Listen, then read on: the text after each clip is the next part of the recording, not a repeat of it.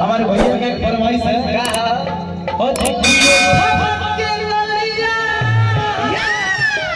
और फूलल हाई गालिया हथिक कनवा के बलिया और अखियां के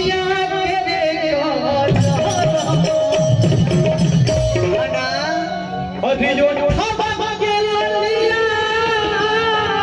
गिरी पे दूरी बना कर रखिए बीच वाला नंबर है कनवा के बलिया अरे यार और अखियां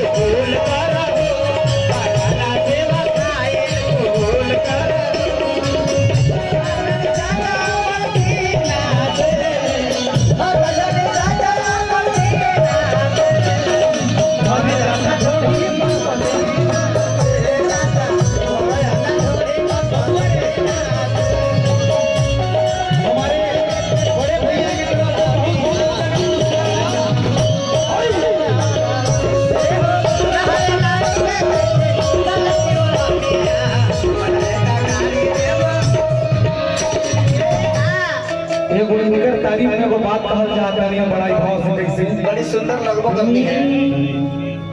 इन पे विशेष ध्यान देना है। हाँ जी एक जो आगे बैठे हैं दे दिए ध्यान के हैं कोल्ली उल्ली सब पास हो जाएगा टेंशन नहीं है औरंगाबाद में कोल्ली पास हो जाएगा बोले हज तू वतन सुंदर बाड़ू की अरे बड़ाई कैसे कहानी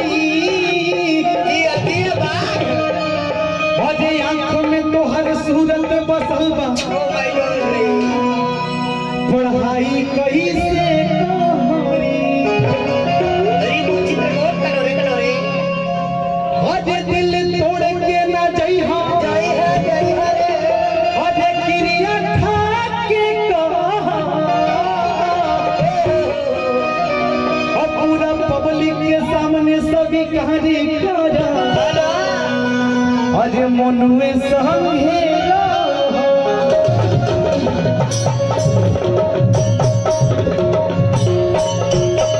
अगर आपने अभी तक हमारे YouTube चैनल सब्सक्राइब नहीं किया है तो जल्द से जल्द सब्सक्राइब करें और नए नए